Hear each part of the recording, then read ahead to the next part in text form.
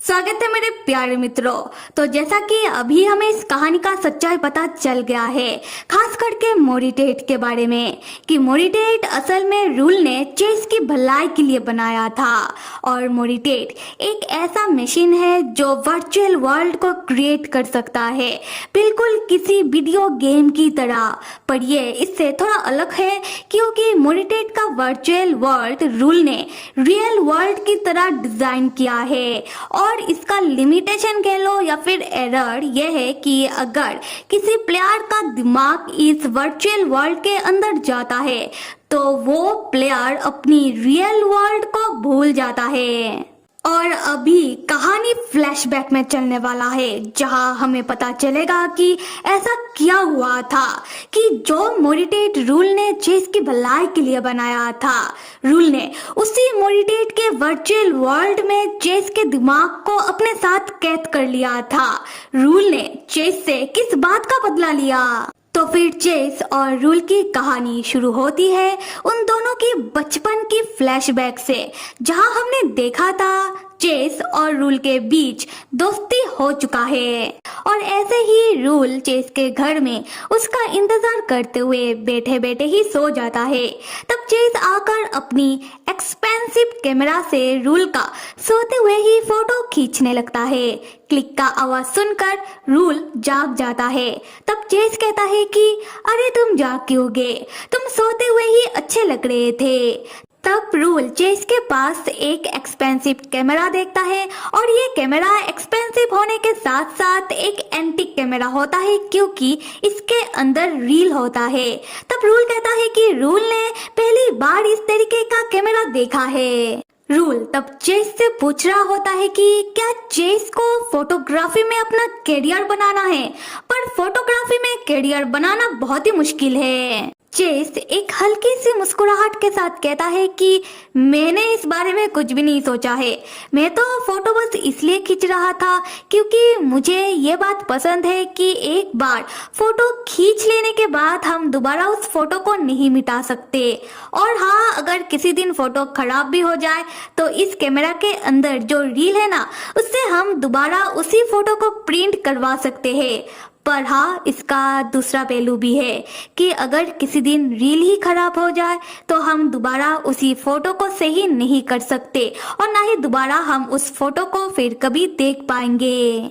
उसके बाद चेस एक बड़ी सी मुस्कुराहट के साथ रूल से कहता है कि रूल, क्या तुम्हें पता है कि तुम वो पहले इंसान हो जिसका फोटो मैं मेरे इस कैमरा से खींच रहा हूँ। फोटो प्रिंट हो जाने के बाद मैं तुम्हें फोटो जरूर दिखाऊंगा। ये सुनकर रूल खुश हो जाता है और सोचने लगता है कि अभी रूल चेस का सिर्फ दोस्त से उसका बेस्ट फ्रेंड बन रहा है, और रूल की मॉम ने जो उसे वो मोटी सी किताब दी थी वो किताब जाया नहीं गया क्योंकि वो मोटी सी किताब बहुत ही महंगा था। और अभी रूल जाकर इस बारे में अपनी मॉम डैड को बताएगा, जिससे शायद रूल के मॉम डैड उसके ऊपर प्राउड फील करेंगे नहीं, क्योंकि रूल जो भी कर रहा है अपनी मॉम डैड के लिए तो कर रहा है। और यहाँ हमें चेस और रूल के बीच का डिफरेंस पता चलता है, जहाँ एक तरफ चेस उसके मॉम डैड उसके खुशी के लिए कुछ भी कर सकते हैं, चेस को बिना मांगे ही सब कुछ मिल जाता है, और दूसरी तरफ रूल जो अपने मॉम डैड के प्रेशर में दबा हुआ है, जो अपने मॉम डैड को खुश करने में लगा हुआ है। खैर, हम कहानी में वापस आते हैं। यहाँ से सीन शिफ्ट होता है और दिखाया जा रहा है कि ब्राउन मैंशन पर पार्टी चल रहा है। हमें बताया जाता है कि हर एक हफ्ते ब्राउन मैंशन पर पार्टी होता है, जहाँ पर अपर क्लास लोग और खास करके बहुत सारे बिजनेसमैन अपने बच्चों के साथ आते हैं। और ये पार्टी चेस के मॉम डैड खास करके अपने एक लौते बेटे चेस के लिए रखते हैं, जिससे उसका बोरियत दूर हो सके। रूल उस पार्टी में खड़ा होता है और चेस भी आकर रूल के पास ही खड़ा हो जाता है, और रूल के कानों में कहता है कि रूल, मैं 4 तक गिनूंगा और तुम अपने पीछे जहाँ पर सारे लोग खड़े हैं तुम वहाँ देखना। रूल बिल्कुल ऐसा ही करता है। रूल तब पाता है कि सारे लोग बहुत ही अजीब नजरों से रूल की ओर ही देख रहे होते हैं और आपस में ही कुछ बात कर रहे होते हैं। पहले तो रूल को ये चीज बहुत ही अजीब लग रहा होता है, फिर रूल अपने मन में सोचता है कि हाँ, ये सारे लोग मुझसे जेलस है। क्योंकि इतना बड़ा पॉलिटिशियन और बिजनेस ओमेन का एक लौता लड़का मेरा दोस्त है, और ये बहुत ही क्लियर है कि चेस हमेशा मुझे सबसे ज्यादा फेवर करता है, इसलिए ये सारे लोग मुझसे जेलस है, मुझसे जल रहे हैं। और ये सोचकर रूल तब बहुत खुश हो रहा होता है। यहाँ से होता है सीन शिफ्ट और हमें रूल के घर का सीन दिखाया जा रहा है, जहाँ हम रूल की मॉम को हमेशा की तरह आईने के सामने बैठकर अपना मेकअप करते हुए देखते हैं। रूल की मॉम तब रूल से कह रही होती है कि वो लड़का कितना अजीब है, नहीं? रूल पूछता है कि कौन? रूल की मॉम कहती है कि और कौन, यह मास्टर चेस। वो बच्चा मुझे बच्चा कम और राक्षस ज्यादा लगता है। ऐसा लगता है कि किसी दिन वो तुम्हें ले जाकर किसी मार्केट में बेच आएगा और तुम्हें पता भी नहीं चलेगा। वैसे तो तुम दोनों हम उम्र के हो, पर तुमने चेस का बिहेवियर देखा है, ऐसा लगता है कि वो लड़का तुमसे 100 साल बड़ा होगा। यहाँ हम रूल को देखते हैं, वो कुछ कहता तो नहीं है, पर उसको देखकर समझ आ रहा था कि अपनी मॉम के मुंह से चेस का बुराई सुनकर रूल को अच्छा नहीं लगता। और अब तो रूल की मॉम हद कर देती है। वो रूल को बताने लगती है कि उन्होंने एक रूमर सुना है कि यंग मास्टर चेस जो है वो अपनी मेंशन की हर एक नौकरानी के साथ सो चुका है। वो रूल से पूछती है कि रूल बेटा, क्या तुमने ऐसा कभी भी कुछ देखा है? यहाँ से सीन शिफ्ट होता है और दिखाया जाता है कि बाहर कुछ बच्चे रूल से बात कर रहे होते हैं और रूल से पूछने लगते हैं कि क्या रूल और चेस के बीच वो सब हो चुका है। ये सुनकर तो रूल को समझ ही नहीं आ रहा होता कि वो सब मतलब क्या सब। तब वो बच्चे लोग भी समझ जाते हैं कि उन दोनों के बीच कुछ भी नहीं हुआ। फिर वो बच्चे रूल को बताने लगते हैं कि अगर कोई लड़का चेस के बेडरूम तक आ जाए तब वो लड़का सिर्फ चेस का दोस्त ही नहीं रहता, वो चेस का हम बिस्तर बन जाता है। इन शॉर्ट यहाँ पर वो लोग चेस को गे कह रहे होते हैं और रूल से कहते हैं कि अगर तुम दोनों के बीच कुछ भी नहीं हुआ है तो अभी भी तुम्हारे पास वक्त है, तुम थोड़ा सावधान रहना, हम जो भी कह रहे हैं तुम्हारी भलाई के लिए कह रहे हैं। रूल तब ज्यादा कुछ रिएक्ट नहीं करता, उनके सामने बस अपना सर हाँ में हिलाता है और मन ही मन कहता है कि जब तुम्हारे दुश्मन तुम्हारे पास आकर ये कहे कि हम जो भी कह रहे हैं तुम्हारी भलाई के लिए कह रहे हैं, तब समझ जाना कि इसके पीछे उनका कोई चाल है। और ऐसे भी मेरा ओहदा इन सबसे बड़ा है और कोई भी चाहे कुछ भी कह ले, मैं किसी के बातों के ऊपर विश्वास नहीं कर रहा। चेस जो क्लासी अपर क्लास लड़का है और सबसे जरूरी बात कि चेस ब्रोन परिवार का एक लौता उत्तराधिकारी है, उस जैसा लड़का इस तरीके का इंसान हो ही नहीं सकता, क्योंकि ऐसे काम तो सिर्फ लोअर क्लास लोग ही कर सकते हैं। उसके बाद रूल चेस के पास चला आता है, जहाँ पर चेस सोफे में बैठे बैठे ही सो रहा होता है।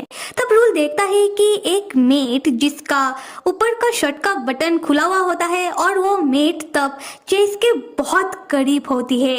ऐसा लग रहा होता है कि वो मेट शायद चेस को किसी कर देगी। खैर वो नौकरानी तब रूल को देखते ही रुक जाती है। उसके बाद वो उधर से जाने लगती है। जाते हुए वो नौकरानी रूल को इशारों से चुप रहने के लिए कहती है। फिर कहती है कि क्योंकि यंग मास्टर चेस सो रहे हैं। खैर जैसे ही वो नौकरानी चली जाती है, रूल आकर चेस के पास खड़ा होता है और सोते हुए चेस को गौर से देखने लगता है।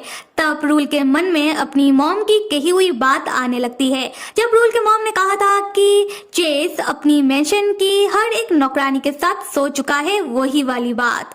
रूल सोचने लगता है कि क्या यह बात वाकई में सच है, और यही पूछने के लिए रूल जैसे ही अपना हाथ आगे बढ़ाता है चेस को जगाने के लिए, उसी वक्त चेस रूल का हाथ पकड़ लेता है और रूल से पूछने लगता है कि क्या वो नौकरानी चली गई। रूल तब घबराहट के मारे जमीन में गिर जाता है और चेस से कहने लगता है कि तुमने तो मुझे डरा दिया, क्या तुम सो नहीं रहे थे? चेस एक हल्की सी मुस्कुराहट के साथ कहता है कि हाँ मैं नहीं सो रहा था।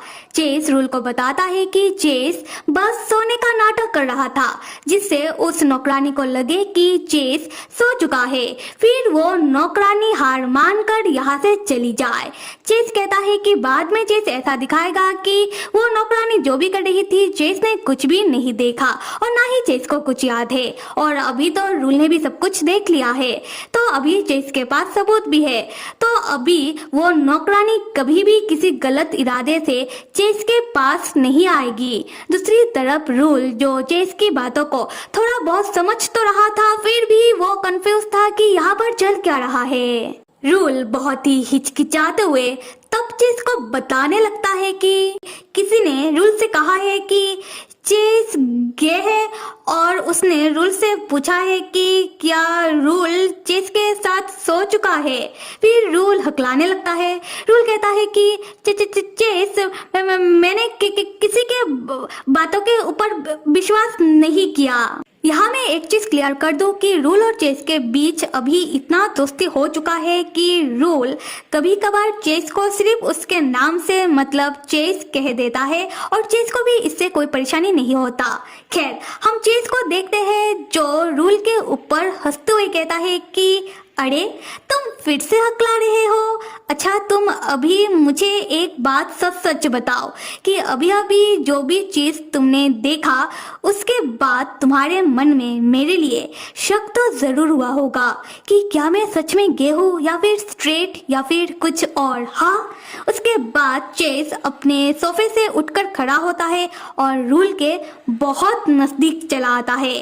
फिर अपना हाथ रूल के गालों में रखकर कहता है कि हे रूल, क्या तुम्हें नहीं जानना कि मैं असल में हूँ क्या और मुझे क्या पसंद है। और दूसरी तरफ रूल, जिसका अभी बोलती बंद हो चुका होता है और रूल का गाल टमाटर की तरह लाल होने लगता है, और यहाँ पर ऐसा लग रहा होता है कि चेस इनडायरेक्टली रूल से कह रहा होता है कि चेस को रूल पसंद है, दोस्त से भी कुछ ज्यादा। खैर, चेस तब रूल के गालों को अपने दोनों हाथों से पिंच करता हुआ कहता है कि अरे तुम तो सीरियस हो गए। ये कहने के बाद चेस फिर से अपने सोफे में बैठ जाता है और रूल के साथ मजाक करता हुआ पूछता है कि कहीं रूल सच में चेस के साथ सोना तो नहीं जा रहा था। ये सुनते ही रूल इतना ज्यादा शर्मा जाता है कि वो तुरंत उठकर खड़ा होता है और चेस से कहता है कि मैं अभी जा रहा हूँ। ये कहने के बाद रूल दौड़ता हुआ चेस के मैंशन से बाहर जाने लगता है, मन में सोचते हुए कि रूल कितना बड़ा बेवकूफ है और चेस भी शायद अभी रूल के बारे में यही सोच रहा होगा। चेस के सामने रूल की बोलती क्यों बंद हो गई? रूल ने चेस से क्यों कुछ नहीं कहा? अगर चेस अभी रूल से नाराज हो गया और उसने रूल से दोस्ती तोड़ दिया तो? यहाँ से सीन शिफ्ट होता है और दिखाया जा रहा है कि ब्रोन मेंशन में फिर से पार्टी चल रहा है। रूल जो होता है वो चेस को ही तब ढूंढ रहा होता है। रूल को चेस मिल भी जाता है और रूल देखता है कि चेस तब दूसरे बच्चे के साथ होता है और उससे बातें कर रहा होता है। चेस जैसे ही रूल की ओर देखता है, चेस रूल से कहता है कि अरे रूल, अच्छा हुआ कि तुम आ गए, हम ना वीडियो गेम खेलने जा रहे हैं, तुम भी मेरे साथ चलो। तब वो दूसरा लड़का मना कर देता है। वो कहता है कि रूल नहीं, क्योंकि ये वीडियो गेम सिर्फ 2 ही प्लेयर खेल सकते हैं। चेस फिर भी रूल से पूछता है कि रूल, तुम क्या चाहते हो? क्या तुम मेरे साथ चल रहे हो? रूल तब बहुत ही हिचकिचाते हुए कहता है कि नहीं, मैं ऐसे ही ठीक हूँ, तुम जाओ। तब जो चेस होता है वो रूल की ओर देखकर एक अजीब सा स्माइल करता है। ऐसा लग रहा होता है कि ये स्माइल नहीं था, ये चेस का गुस्सा था। फिर चेस रूल को जेलस फील करवाने के लिए कहता है कि ठीक है, जैसी तुम्हारी मर्जी, मैं तो जा रहा हूँ इसके साथ वीडियो गेम खेलने के लिए। उस समय रूल को वो दूसरा लड़का बहुत ही जाना पहचाना लग रहा था, क्योंकि वो दूसरा लड़का उन्हीं बच्चों में से एक था जो चेस को गे कह रहे थे। रूल तब कुछ भी नहीं कहता और वो दोबारा पार्टी में चला आता है जहाँ पर पार्टी चल रहा होता है और आकर एक कोने में खड़ा हो जाता है। फिर रूल सारे लोगों को गौर से देखने लगता है और अपने मन में सोचने लगता है कि ब्रोन मेंशन में हर एक हफ्ते पार्टीज होते रहते हैं और इन पार्टीज में खास करके बहुत सारे बच्चे आते हैं, कुछ नए होते हैं तो कुछ पुराने होते हैं, और इन सब से चेस का दोस्ती होता है और चेस सबके साथ बहुत ही अच्छी तरीके से पेश आता है। पर चेस हमेशा ही सबका नाम भूल जाता है, उसे किसी का भी नाम याद नहीं रहता। फिर रूल सोचता है कि इन अपर क्लास लोगों के लिए ये सारे लोग किसी खिलौने की तरह है। अगर कोई खिलौना उन्हें खुश कर पाया तो वो उस खिलौने को अपने पास रखते हैं वरना फेंक देते हैं, पर रूल को ऐसा खिलौना नहीं बनना। तब रूल की मॉम बहुत ही गुस्से में रूल के पास आती है और बहुत ही जोर से रूल का बाजू पकड़ के कहती है कि रूल, तुम यहाँ पर अकेले क्या कर रहे हो? तुम यंग मास्टर चेस के साथ क्यों नहीं हो? यंग मास्टर चेस कहाँ पर है? रूल कहता है कि मॉम, चेस तो किसी और के साथ वीडियो गेम खेल रहा है। रूल की मॉम बहुत ही गुस्से में कहती है कि रूल, तुम अपने होश में आओ। फिर रूल की मॉम बताने लगती है कि वो लोग जो हर एक हफ्ते ब्रोंज की पार्टी में आते हैं, इसके लिए रूल की मॉम और उसके डैड को बहुत सारा पैसा खर्च करना पड़ता है। वो लोग फ्री फंड में इस पार्टी में नहीं आते हैं। फिर रूल की मॉम कहती है कि उन लोगों ने पहले ही बहुत सारा पैसा लगा दिया है, अब उन्हें ब्रोंज से कॉन्ट्रैक्ट किसी भी हाल में चाहिए, वरना उनका घर चला जाएगा, उनका कंपनी डूब जाएगा, वो सबके सब सड़क में आ जाएंगे। फिर वो रूल से कहती है कि रूल उनका एक लौता सहारा है, रूल को किसी भी हाल पर चेस से उसका दोस्ती बरकरार रखना है। फिर रूल की मॉम उसे डांटते हुए कहती है कि अभी भी यही क्यों खड़े हो, जाओ चेस के पास। उसके बाद रूल चेस को ढूंढते हुए उसके पास जा रहा होता है। रूल अपने मन में सोच रहा होता है कि रूल को ना ही चेस का खिलौना बनना है और ना ही रूल को कोई ऐसा लड़का बनना है जो सिर्फ अपने स्वार्थ के लिए चेस से दोस्ती किया है। रूल को तो चेस का सच्चा दोस्त बनना है। रूल ऐसा क्या करे जिससे रूल चेस के नजरों में बाकियों से अलग हो। उसके बाद रूल को चेस एक कमरे में मिल जाता है जो उस लड़के के साथ वीडियो गेम खेल रहा होता है। रूल तब उस कमरे के अंदर नहीं जाता बल्कि छुपकर चेस को देखने लगता है और तब चेस भी रूल को देख लेता है और रूल को और जेलस फील करवाने के लिए चेस उस लड़के के साथ तब बहुत ही हंस हंस के बात करने लगता है। और हम रूल को देखते हैं, यहाँ पर चेस का तरीका काम करने लगता है और रूल जेलस फील कर रहा होता है। रूल तब उस लड़की की ओर देखता है और बहुत ही गुस्से में अपने मन ही मन सोचने लगता है कि काश रूल के पास कोई मैजिकल पावर होता। तब रूल अपने जादू से उस लड़के को उठाकर सामने के खिड़की से बाहर फेंक देता। रूल तब कमरे के बाहर ही बैठ जाता है और चेस का इंतजार करने लगता है। तब कमरे के अंदर से वो दूसरा लड़का चेस से कह रहा होता है कि वैसे चेस, तुम्हें हमारी कंपनी का ये नया वीडियो गेम कैसा लगा? चेस कहता है कि उसे अच्छा लगा। वो दूसरा लड़का कहता है कि तो फिर अगली बार वो चेस के लिए दूसरा नया गेम लेकर आएगा। चेस हाँ में जवाब देता है। फिर वो दूसरा लड़का कहता है कि अच्छा तो चेस, अभी मैं चलता हूँ। फिर वो दूसरा लड़का जैसे ही चेस को बाय कह के कमरे से बाहर निकलता है, वो रूल को ऐसे जमीन में बैठा हुआ देखकर डर जाता है। वो रूल से कहता है कि अरे तुम किसी भूत की तरह ऐसे जमीन में क्यों बैठे हुए हो, तुमने तो मुझे डरा दिया। रूल तब बहुत ही धीरे से कहता है कि पागल के ही के। तब वो दूसरा लड़का रूल से कहता है कि जो भी कह रहे हो जोर से कहो। रूल तब बहुत ही जोर से कहता है कि मैंने तुम्हें पागल कहा? क्या तुम्हें नहीं पता कि बाय कहने के बाद दरवाजे को इतनी जोर से बंद करना चेस को नहीं पसंद? तब जैसे ही वो दूसरा लड़का रूल के साथ झगड़ा शुरू करने वाला होता है, उसी वक्त चेस कमरे से बाहर निकलता है और उस लड़के से कहता है कि तुम शांत हो जाओ, हाँ, और अभी तुम यहाँ से जाओ। जॉस या जॉन या क्या था तुम्हारा नाम, खैर जो भी हो, तुम अभी यहाँ से जाओ। सी यू नेक्स्ट टाइम। तब उस लड़के को बहुत शर्म आ रहा होता है कि जो चेस इतनी देर से उसके साथ हंस हंस के बातें कर रहा था, उसके साथ वीडियो गेम खेल रहा था, वो उसका नाम ही भूल गया। फिर वो दूसरा लड़का शर्मिंदा होकर वहां से चला जाता है। खैर तब चेस की नजर रूल की ओर पड़ता है जो अभी भी जमीन में ही बैठा हुआ होता है और चेस को ये चीज बहुत ही क्यूट लगता है। चेस तब रूल के साथ मजाक करता हुआ कहता है कि अरे रूल, क्या तुम्हारा पूरी जिंदगी ऐसे ही जमीन में बैठकर बिता देने का इरादा है? क्या अंदर नहीं आना? पर रूल तब बहुत ही सीरियस होता है। रूल चेस से पूछने लगता है कि चेस, मैं ऐसा क्या करूं जिससे मैं तुम्हारी नजरों में खास बन सकूं? मैं ऐसा क्या करूं जिससे तुम हर एक हफ्ते मेरा नाम याद रख सको? यह सुनकर चेस एक बड़ी सी मुस्कुराहट के साथ वो भी आकर रूल के पास बैठ जाता है और रूल से कहता है कि इसके लिए तुम्हें हर एक वक्त, हर एक लम्हा बस मेरे बारे में ही सोचना होगा और तुम्हारे जहन में सिर्फ चेस ब्राउन ही होना चाहिए। तुम्हारा मूड जैसा भी हो, तुम्हें बस मेरे मूड का ध्यान रखना होगा, तुम्हें बस मेरी जज्बातों का फिक्र करना होगा। और हाँ, अगली बार से तुम मुझसे ये उम्मीद बिल्कुल भी मत करना कि मैं तुम्हारा दिमाग पढ़ के आके मैं तुम्हारी जज्बातों का ध्यान रखने लगूंगा।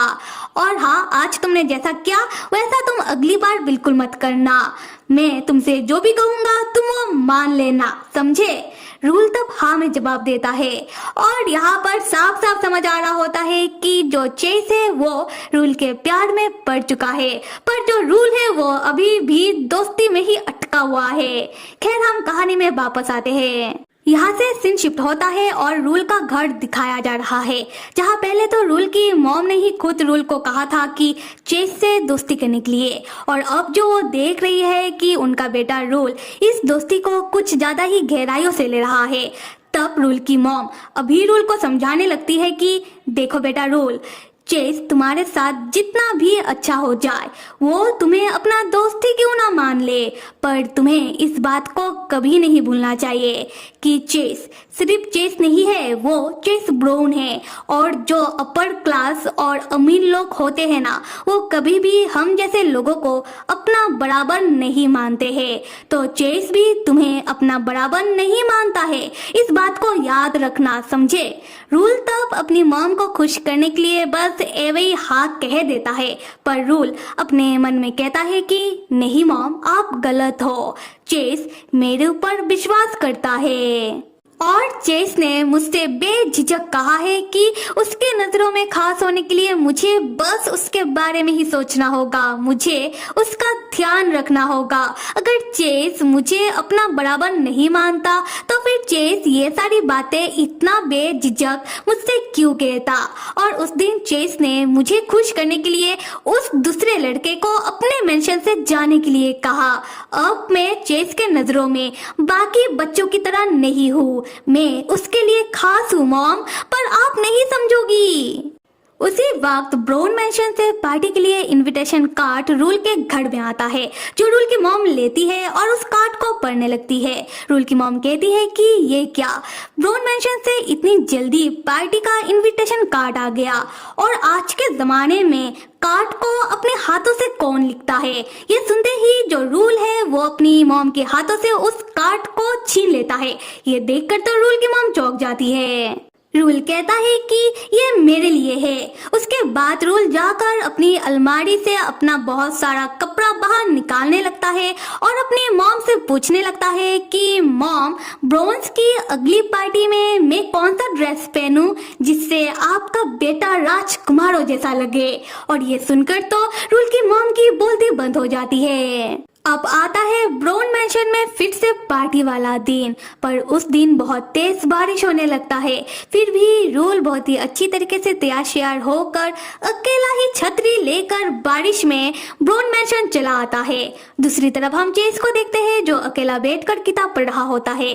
चेस जैसे ही रूल को देखता है वो चौंक जाता है।